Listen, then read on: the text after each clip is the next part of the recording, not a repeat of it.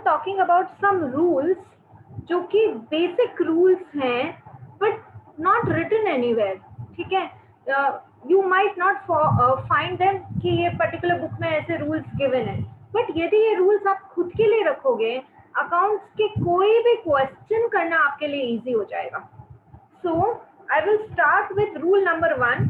पहले रूल सीख लेते, समझ लेते, उसके बाद उसको अप्लाई करना सीख लेंगे. Write down rule number 1.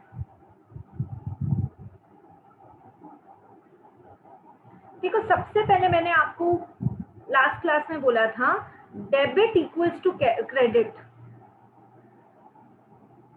ये हमारा रूल है और मैंने इसको एग्जाम्पल में बताया था कि यदि आप फ्रूट्स खरीदने जाओगे, यदि एक साइड में 2 kg फ्रूट है तो दूसरी साइड में 2 kg का वेट होना चाहिए, नहीं तो वो ट्रांजैक्शन टैली नहीं होता. तो रूल 1 आप ऐसे लिखो, आप बिजनेस के अकाउंट्स लिख रहे हो तो सबसे इम्पोर्टेंट क्या है? कैश. बिना कैश के 99.99% बिजनेस नहीं होंगे, ठीक है. तो ये हमारा रूल है. You will not find this rule written somewhere in the book. हमारा रूल है. और रूल क्या है? Cash is the king. लिखो चिल्ड्रन, सिर्फ मुझे देखने से नहीं आएगा, अपने लिए अपना रूल लिखना पड़ेगा. Cash is the king. Okay. So कब डेबिट करना है, कब क्रेडिट करना है, मैं बोल रही हूँ उसको यहाँ रजिस्टर करो. When cash is coming in the business. मान लो कब बिजनेस में आएगा, आपने सेल्स किया तो पैसा बिजनेस में आएगा. मैं किसी को सामान दूंगी और मैं उससे पैसा लूंगी, तो सेल्स के टाइम पैसा बिजनेस में आता है. That is one example I gave you. So लिखो, व्हेन कैश कम्स इन,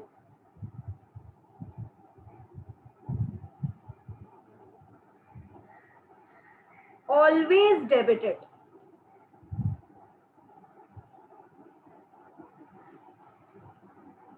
ठीक है, पैसा बिजनेस में आ रहा है, हमेशा उसको डेबिट करना है. When cash goes out of business, मान लो मैंने सामान परचेज किया है, तो सामान परचेज करने के लिए पैसा तो देना पड़ेगा ना, तो मैं पैसा दे रही हूँ, तो cash is going out of the business. When cash goes out of the business, always credit it. You should write with me. So cash is the king. जब भी कैश बिजनेस में आता है हमेशा डेबिट करो, जब भी कैश बिजनेस के बाहर जाता है हमेशा उसको क्रेडिट करो. एक एग्जाम्पल हम देते हैं इसका. Cash sales. अब तुम सोचो, तुम लोग बिजनेस कर रहे हो, तुमने मुझे सामान बेचा है 1000 रुपीज का, तुम्हारा सेल हुआ, तुमको पैसा मिला, पैसा बिजनेस के अंदर आया, तो तुम डेबिट किसको करोगे? डेबिट करोगे कैश को. और क्रेडिट किसको करोगे? देखो, ट्रांजैक्शन में दो ही चीज थी ना, दो ही चीज थी. एक थी कैश अंदर आया है एंड बिकॉज ऑफ सेल्स, तो क्रेडिट सेल्स को करोगे. हालांकि इसको मैं और वापस से डिटेल में सिखाऊंगी अभी, बट यहाँ पर पॉइंट ये है, रूल 1 का पॉइंट ये है, because of cash sales, cash business के अंदर आया, इसलिए बस मैंने देखा cash is the king, cash business में आ रहा है, मैं डेबिट करूंगी कैश को. अभी एक सेकेंड एग्जाम्पल लेते हैं, कैश परचेज. मेरी फैक्ट्री चलती है टी शर्ट बनाने की, तो मैंने रॉ मटेरियल खरीदा, दैट इज कपड़ा खरीदा, कपड़ा परचेज किया, 1000 रुपीज कपड़ा परचेज करने के दिए. तो जब मैं परचेज करती हूँ तो बिजनेस में the goods come in and the cash goes out. अब जब cash is going out of the business, तो मैं कैश को क्या करूंगी? कैश को क्या करूंगी? क्रेडिट करूंगी. तो इसका करेंगे क्रेडिट कैश. अब एक थर्ड एग्जाम्पल लेते हैं. The example is paid salary. आप बिजनेस चलाते हैं, आपके 100 खर्चे होंगे, उसमें से एक सैलरी भी है. आपने सैलरी लोगों को पे किया है, पेड सैलरी. लोगों को जब सैलरी पे किया है तो मुझे एक बात बताओ, when you are paying salary, पैसा अंदर आ रहा है कि बाहर जा रहा है? बाहर में। राइट। तो व्हेन यू पे सैलरी, कैश बिजनेस के बाहर जा रहा है, इसलिए the thing is credit cash. ठीक है। So rule 1, cash is the king. और आजकल ज्यादा ट्रांजैक्शंस बैंक के थ्रू होते हैं, दैट इज सो कन्वीनियंट। आपके पास पेटीएम है, गूगल पे है, ऑनलाइन बैंक ट्रांसफर है, भीम पे है। ओके, सो चाहे मैं कैश की बात कर रही हूँ, चाहे मैं बैंक की बात कर रही हूँ, the rule is the same. So cash is the king. पैसा बिजनेस में आए, आंख बंद करके डेबिट करो। पैसा बिजनेस के बाहर जाए, आंख बंद करके क्रेडिट करो, वो सही ही होने वाला है। That is rule number 1। Once you write, तो आपको अच्छे से उसको समझते हुए लर्न करना है, बिकॉज यदि ये रूल्स लर्न होंगे, आपका सम तो बहुत फास्ट होने वाला है। Next is rule 2। Rule 2, we will talk about purchase and sales. So purchase, मेरी तो फैक्ट्री है, मैं एक प्रोड्यूसर हूँ, बिजनेसमैन हूँ यदि, जो कि शर्ट बनाते हैं, तो उसके लिए मुझे रॉ मटेरियल, कपड़ा खरीदना पड़ेगा, राइट। तो मैं सामान परचेज करती हूँ। तो परचेज, आपको आपको एक बार समझना चाहिए कि परचेज है क्या। Basically it is an expense, and since purchase is an expense, always debited. मतलब परचेज है तो उसको डेबिट होना ही पड़ेगा। It is as good as, मैं बोलती हूँ, ग्रेविटेशनल रूल। एप्पल ऊपर गिरा है तो उसको नीचे आना ही पड़ेगा। परचेज है क्योंकि तुम्हारा खर्चा है, तो जर्नल एंट्री में वो डेबिट ही होगा। Purchase is an expense, always debited.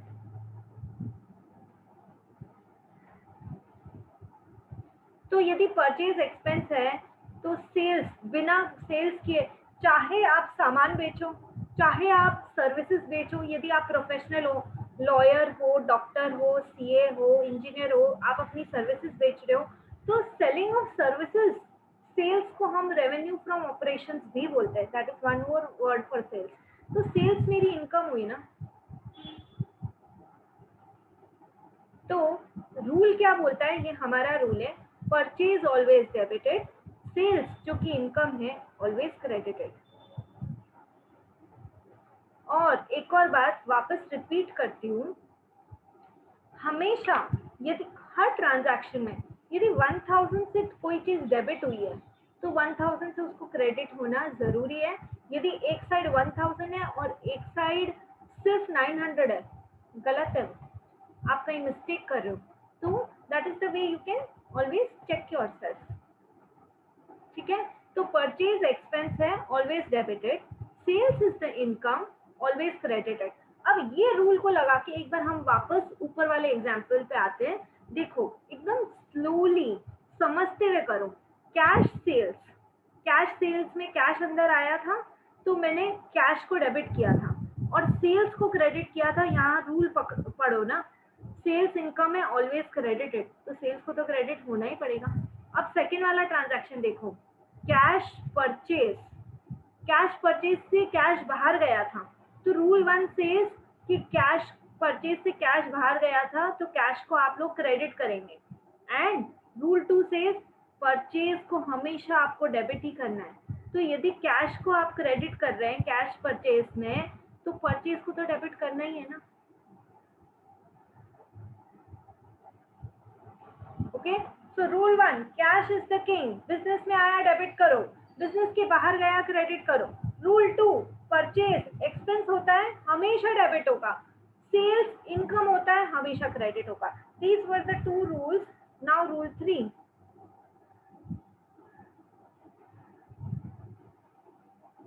देखो, कैपिटल, कैपिटल मतलब बिजनेस में पैसा लगाना, राइट। अभी खुद वर्ड बोलता है कि कैपिटल है, तो इसको क्या करना है। देखो, I will talk about capital. Capital means monies और monies worth brought into the business. जैसे आपने बिजनेस में 5 लाख रुपए लगाया, वो आपकी कैपिटल है।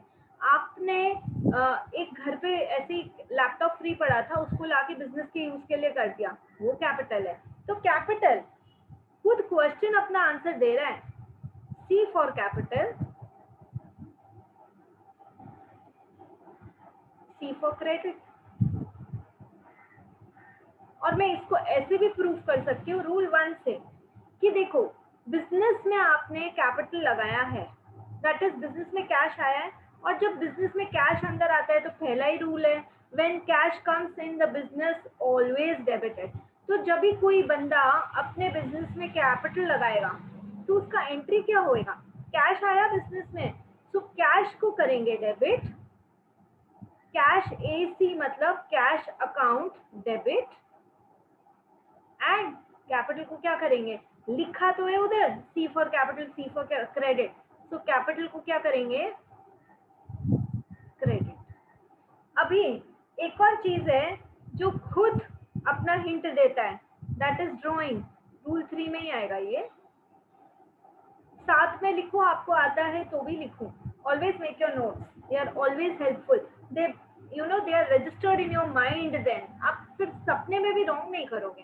सो ड्राइंग रूल लिखो। पहले ड्राइंग क्या होता है, मनीज और monies worth withdrawn from the business, that is withdrawn मतलब आपने गुड्स या कुछ money for personal purpose, for domestic purpose अपने फैक्ट्री या ऑफिस से घर लेके गए हो।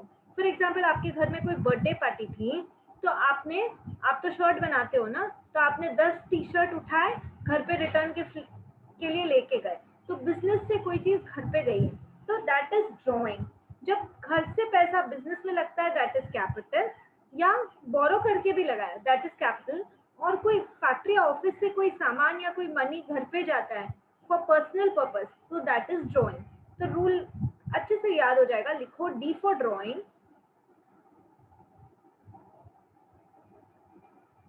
D for debit. ड्रॉइंग हमेशा जर्नल एंट्री में डेबिट ही होगी।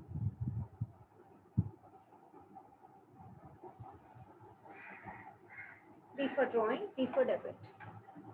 I will just give you 1 minute and then I will continue. फटाफट लिखो इसको।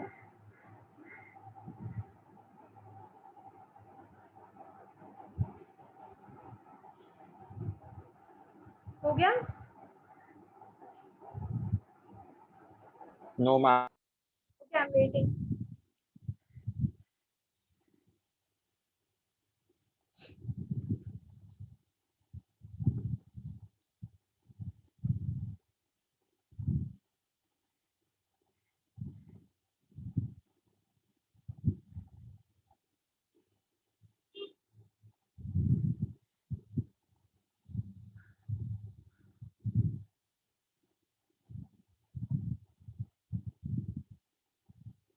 None, children?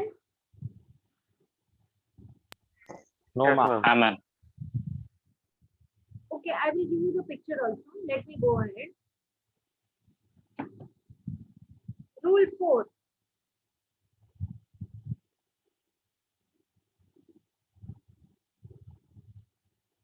Rule 4 is a very important rule. कोई भी बिजनेस बिना एक्सपेंस किए नहीं चल सकता। दैट इज आप चाहे फैक्ट्री डालो चाहे कोई ऑफिस खोलो, आपके डे टू डे एक्सपेंस तो होंगे ही ना। तो एक्सपेंसेस का रूल है ये।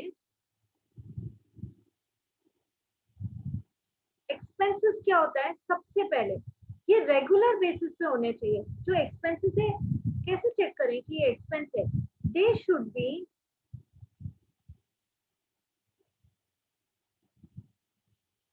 Day to day expenses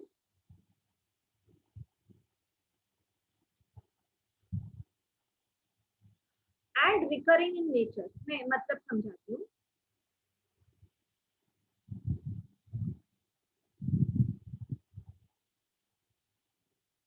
recurring in nature का क्या मतलब होता है, आज किया है तो ऐसा नहीं है कि अब कल नहीं करना पड़ेगा। इन द सेंस एक महीने में किया है, जैसे देखो इलेक्ट्रिसिटी बिल या लोगों की सैलरी एक महीना दिए तो अगले महीने भी देना ही पड़ेगा। That is to upkeep your business activity. ठीक है, तो मतलब ऐसा एक बार हमने खर्चा किया, उसका बेनिफिट लिया, एक साल के अंदर अंदर उसका बेनिफिट एग्जॉस्ट हो जाएगा। उसके बाद नेक्स्ट साल आपको वो सब खर्चे वापस करने पड़ेंगे। और साल के कई कई खर्चे तो ऐसे होते हैं जो आपको हर महीने करने पड़ते हैं, water bill, electricity bill, salary पे किया, वेजेस पे किया, देन अपना ट्रैवलिंग, आप हर महीने महीने ये सब खर्चा करते हैं। तो जो रिकरिंग होते हैं, जो एक्सपेंसेस होते हैं, उसका रूल क्या है, याद रखो, the rule is, children you have to remember, no option, debit all expenses. जिस तरह से हम ABCD सीखे बिना cat, CAT, cat, BAT, bat नहीं बना सकते, बिना रूल्स को समझे और बाय हार्ट किए हम जर्नल एंट्री सही नहीं कर सकते। आपको चाहिए कि एग्जाम में 10 जर्नल एंट्री आई है, 10 की 10 सही होनी चाहिए, आपको रूल आना चाहिए। Okay, debit all expenses. चलो हम एक्सपेंसेस को बाइफरकेट करते हैं। मैं बोलती हूँ रेंट पेड एक एक्सपेंस है, यदि मैं जगह रेंट पे ली है तो मुझे वो देना पड़ेगा। तो इस एक्सपेंसेस को भी मैं दो में बाइफरकेट कर देती हूँ, डायरेक्ट एक्सपेंस और इनडायरेक्ट एक्सपेंस।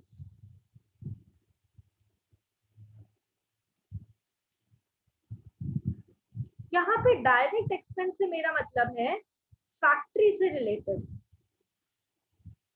या प्रोडक्शन से रिलेटेड, और इनडायरेक्ट एक्सपेंस से मेरा मतलब है ऑफिस रिलेटेड।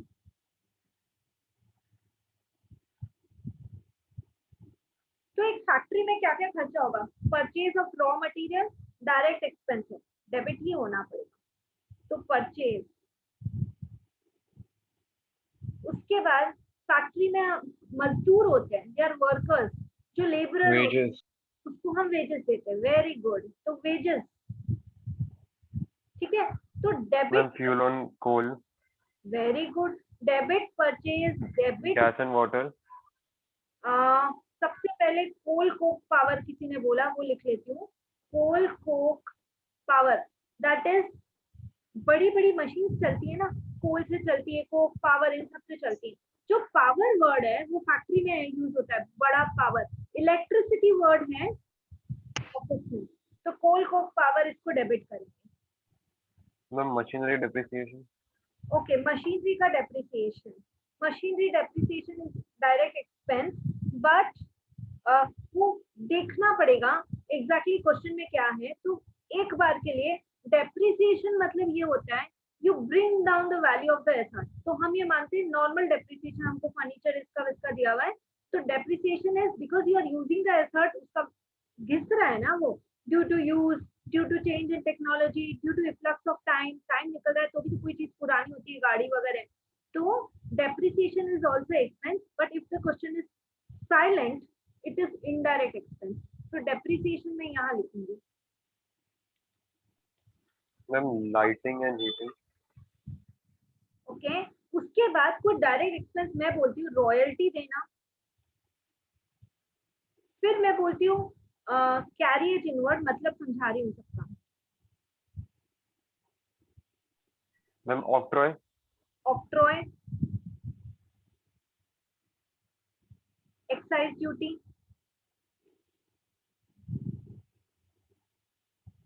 कोई फैक्ट्री के लिए आपने पर्टिकुलर कोई फ्लोर पे मैनेजर रखा है तो उसका भी जो भी आप दोगे वो भी फैक्ट्री का ही खर्चा है। देखो royalty, factory rent, factory rent, okay.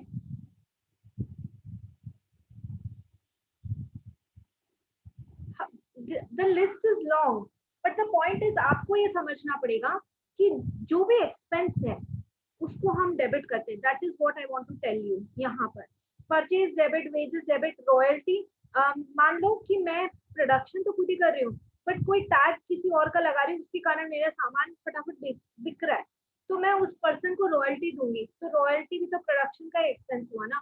फिर कैरियज इनवर्ड इज गाड़ी भाड़ा, कि आपने सामान को, रॉ मटेरियल को अपने फैक्ट्री में लाने के लिए सर पे तो उठा के लेके नहीं आने वाले हो ना, तो उसको किसी में तो लोड करोगे, truck, tempo, lorry, whatever it is. तो carriage inward is also expense. Then octroi, excise duty, ये सब लाइक होते हैं ना जहां पर आपको पे करना पड़ेगा। कई बार इंपोर्ट के लिए सामान, import duty, in fact import duty is also direct expense.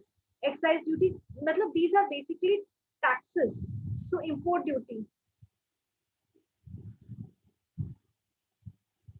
Factory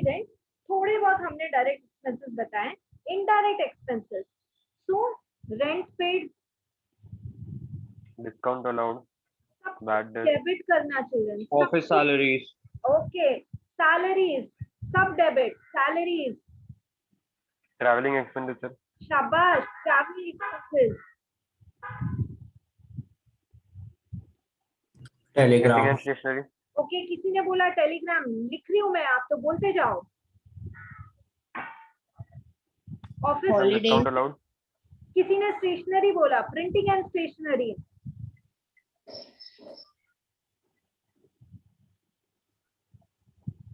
okay.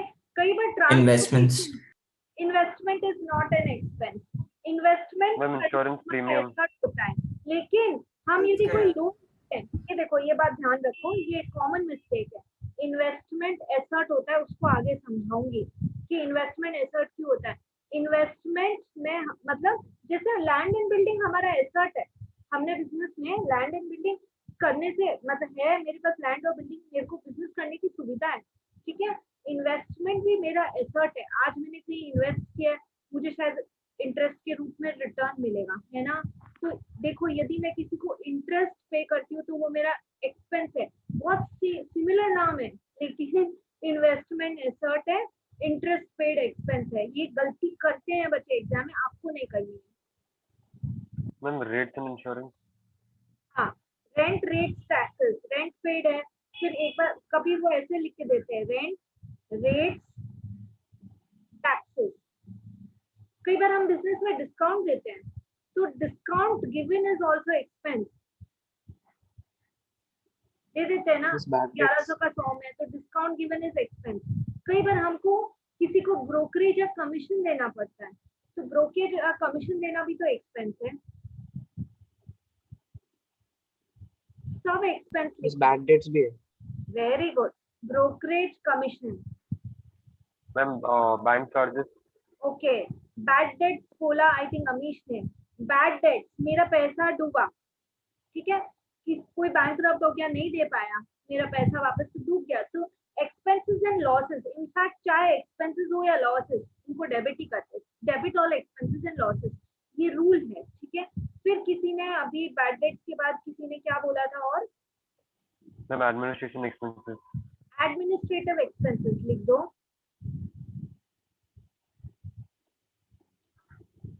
Ma'am advertisement expenses, okay. Administrative expenses, advertisement expenses, ये मैं रेगुलर बेसिस पे करती हूँ। मैम डिबेंचर इंटरेस्ट, सिर्फ इंटरेस्ट पेड अभी के लिए ध्यान रखो कि यदि मैंने किसी को इंटरेस्ट पे किया तो वो मेरा रेगुलर एक्सपेंस है, इंटरेस्ट पेड में लिख चुकी हूँ। अभी उसके बाद मैंने बोला लॉस भी तो एक्सपेंस है, हो सकता है कोई सामान फायर से जल गया हो, फ्लड से खराब हो गया हो, या कोई चोरी हो गया, तो तुम लिखो loss by fire, loss by theft, ये भी तो एक्सपेंस है अपना, लिखो loss by fire, loss by theft. Ma'am audit fees, audit fees, chartered accountant को हायर करोगे, फ्री में काम नहीं करेगा तुम्हारे लिए, ऑडिट फीस दो उसको, तो ये भी रेगुलर एक्सपेंसेस है, इन सबको डेबिट करना है, ऑडिट फीस, ठीक है। प्रिंटिंग एंड स्टेशनरी, एडवर्टाइजमेंट, कई बार छोटे मोटे मोटे खर्चे, उसको बोलते हैं सन्ड्री एक्सपेंसेस। मैम लेकिन वो तो पेटी कैश बुक में आएगा ना। सन्ड्री एक्सपेंसेस, मैं बात कर रही हूँ एक्सपेंस है तो डेबिट करना है, कहीं भी आए, इतना अपना रूल है जो अपने को याद रखना है, सन्ड्री एक्सपेंस को डेबिट करो। कई बार चाय नाश्ता ऑफिस में होता है, तो दैट इज रिफ्रेशमेंट एक्सपेंसेस, हम ऑफिस सप्लाईज मतलब ओके। ऑफिस का जो भी, शाबाश अनुज, ऑफिस सप्लाईज, जो छोटा मोटा खर्चा है ऑफिस का, लिख,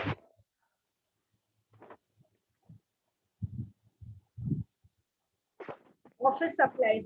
then water charges, postal charges, repairs भी तो होता है, नॉर्मल अपकीप रखने के लिए अपने एसेट को, रिपेयर्स भी तो डायरेक्ट एक्सपेंस होता है, वो भी लिखो, ma'am motor expenses, okay. Petrol वगैरह जो गाड़ी में डालते हो रेगुलर, वो जो है, जो भी ट्रैवलिंग के एक्सपेंसेस है, रेगुलर एक्सपेंसेस, तो travelling expenses, communication expenses, telephone bill, सब एक्सपेंस है। मेरे गई यार, travelling expenses, equipment maintenance, equipment maintenance, equipment को रनिंग कंडीशन में रखने के लिए, वो भी तो डायरेक्ट है। Anush keep it up, equipment maintenance that is repairs and maintenance लिख देते हैं, नॉर्मल उसका जो है उसका रिपेयर या मेंटेनेंस, तो repairs and maintenance expenses, repair and maintenance expenses, ठीक है। Loss by fire, loss by theft लिखा आपने, वो भी है, ट्रैवलिंग है, कम्युनिकेशन है, water charges, postal charges, water charges, printing and stationery, postage and telegraph, ma'am electricity, electricity भी है, पावर फैक्ट्री में आता है और इलेक्ट्रिसिटी ऑफिस में आता है, that is power is direct, electricity is indirect. Then उसके बाद हम रिपेयर्स बोलेंगे, कमीशन पेड, ब्रोकरेज पेड, कई बार हम चैरिटी या डोनेशन भी करते हैं। देखो चैरिटी या डोनेशन कोई कंपलसरी नहीं आपको करना, कोई जबरदस्ती आपसे नहीं करवा सकता, लेकिन आफ्टर ऑल हम सब इंसान है, बिजनेस भी करते हैं तो कहीं तो हर जगह human that value stage, right. तो इसको भी मैं रेगुलर मेरा एक्सपेंस मान सकती हूँ बिजनेस का। तो write down, charity and donation is also expense, आएगा जर्नल में डेबिट ही करना है, ठीक है। Charity, donation, you should write it beautifully in your notebook. ये जो 11th स्टैंडर्ड का बेस है, 5 साल तक तो आपको काम देगा, उसको अच्छे से करें, ठीक है। Charity, donation, interest paid, rent paid, electricity, salary, okay. कई बार पैसा डूबा, बैड डेट, इंश्योरेंस, इंश्योरेंस का खर्चा, जो हम इंश्योरेंस प्रीमियम भरते हैं वो भी तो हमारा एक्सपेंस है। मान लो कोई बहुत बड़ा मशीन है, उसका इंश्योरेंस लिया हुआ है अपन ने, या वॉट एवर इट इज, तो insurance premium is your expense. लिखो इंश्योरेंस या इंश्योरेंस प्रीमियम किसी भी वर्ड से, तो आप ऐसे लिख लो insurance slash insurance premium, insurance slash insurance premium, ठीक है। तो जितना आपको याद आता है वो सब ये एक्सपेंस है। अब इसमें मैं एक बात ध्यान रखने की है जो आगे काम आएगी, जो आज सुनेगा और याद रख लेगा कि मैंने ये क्लास में बोला था, वो प्रैक्टिकल क्वेश्चन में मिस्टेक नहीं करेगा। देखो कई बार हम लाइफ इंश्योरेंस भी कराते हैं और कई बार हम हमारे फैक्ट्री का इंश्योरेंस, लाइक इक्विपमेंट का इंश्योरेंस करा रहे हैं, बिल्डिंग का इंश्योरेंस करा रहे हैं, लॉस बाय फायर का इंश्योरेंस करा रहे हैं। तो दो बात आपको ध्यान रखनी है, जो फैक्ट्री या बिल्डिंग या सामान का इंश्योरेंस है वो सब आपके बिजनेस को बिलोंग करता है। मैंने बोला था कि आप अलग हो और आपका बिजनेस अलग है, आप दोनों अलग हो इसीलिए जब आप बिजनेस में पैसा लगाते हो तो दैट इज कैपिटल, बिजनेस से आप विड्रॉ करके घर पे लेके जाते हो तो दैट इज ड्रॉइंग। तो दो अलग कॉन्सेप्ट क्यों है, क्योंकि आप अलग, आपका बिजनेस अलग, दो अलग चीज है। तो अभी वो लोग आपको देंगे क्वेश्चन में इंश्योरेंस किसका पे किया, life insurance of proprietor paid by the firm, life insurance of proprietor paid by the firm. अब एक सीधी सी बात मुझे बताओ, लाइफ बिजनेस की है या खुद उस आदमी की है? उस आदमी की पर्सनल चीज है ना, तो उसकी जिंदगी उसका इंश्योरेंस प्रीमियम बिजनेस क्यों भरेगा? तो लाइफ इंश्योरेंस प्रीमियम मानो 10,000 रुपए बिजनेस के बैंक अकाउंट से चला गया है, ट्रैप है, आपको फंसना नहीं है, वो ड्रॉइंग है भाई, तेरा लाइफ है, उसका इंश्योरेंस प्रीमियम तू खुद ही भर। तो यदि वो ऐसे बोला है कि life insurance premium paid by business bank account, तो वो ड्रॉइंग है। एक बार हमने आपका पैसा भर दिया है, संभालो आप ही अपना खर्चा। मेरा एक बार बैंक से पैसा निकल गया, ठीक है, मैं उसको लिखूंगी, लेकिन मेरे बिजनेस का एक्सपेंस नहीं है, वो आपका पर्सनल एक्सपेंस है, आप खुद देखो उसका आपको क्या करना है, ठीक है। तो उसको ड्रॉइंग मानेंगे, उसको इंश्योरेंस नहीं मानेंगे। और यही वो बोलेगा इंश्योरेंस ऑफ फैक्ट्री बिल्डिंग, तो आप क्या करोगे, इंश्योरेंस को डेबिट करोगे, और क्योंकि पैसा बाहर गया है थ्रू कैश या थ्रू बैंक, तो हमारा तो रूल है कैश इज द किंग, यदि बिजनेस में पैसा आता है तो डेबिट करो, बिजनेस के बाहर जाते हैं तो क्रेडिट करो। तो हम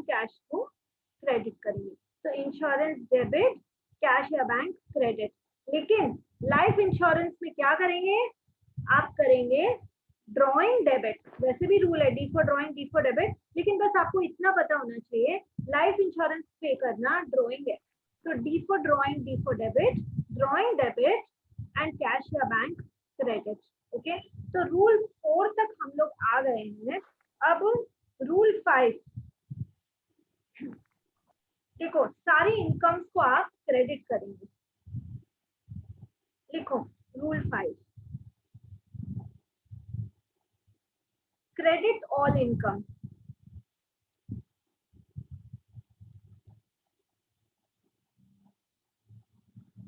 जितनी भी इनकम है सबको क्रेडिट करो, क्रेडिट ऑल इनकम। मेरे को कहाँ से इनकम आएगी? या तो सेल्स से आएगी तो मैं उसको क्रेडिट करूंगी। फिर कुछ भी रेंट, मान लो रेंट मैं पे कर रही थी तो मेरा एक्स्ट्रा था, लेकिन मेरे पास एक्स्ट्रा जगह हो सकती है, मैं रेंट रिसीव भी तो कर सकती हूँ, तो वो भी तो मेरी इनकम है। रेंट रिसीव को क्रेडिट करूँ। Commission receive, ma'am brokerage received, okay, dividends received, brokerage received, Bad debts recovered. Interest received, bad debt, कोई पैसे डूब गए थे अब वो पैसे वापस आ गए, तो आए तो है ही ना। बैड डेट रिकवर्ड, शाबाश।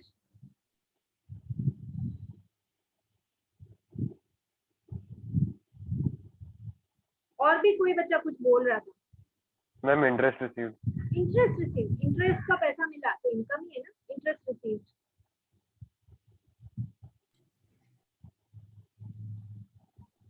Brokerage receive, commission receive, rent receive, interest receive, ठीक है। सेल्स, ये सब मेरी इनकम है। कई बार बैंक अपने को, बैंक में पैसा पड़ा रहता है तो इंटरेस्ट देती है ना, तो बैंक से इंटरेस्ट रिसीव हुआ या किसी और पार्टी से भी, तो भी वो मेरी इनकम, ठीक है। सो दैट इज, कोई भी इनकम है उसको क्रेडिट कर दो। Ma'am, interest on investments. Interest on investment, ma'am discount received, okay, discount received. Discount यदि मैं दे सकती हूँ सेल करने के लिए तो परचेज करते टाइम मेरे को डिस्काउंट मिल भी सकता है, तो discount received is also income. Ma'am dividend होगा क्या? डिविडेंड रिसीव, यदि आप कोई शेयर्स में इन्वेस्ट करते हो तो आपको डिविडेंड मिल भी सकता है, तो dividend received is also income. Okay, interest received, discount received, dividend received. तो आपने कितने सारे बताए, और ये आपने सोचा ना, मैंने नहीं सोचा, आपने बताया, दैट इज मोर वंडरफुल। तो ये है हमारा रूल 5। अभी I am left with rule 6 and rule 7, which we will discuss. Please rejoin in a minute.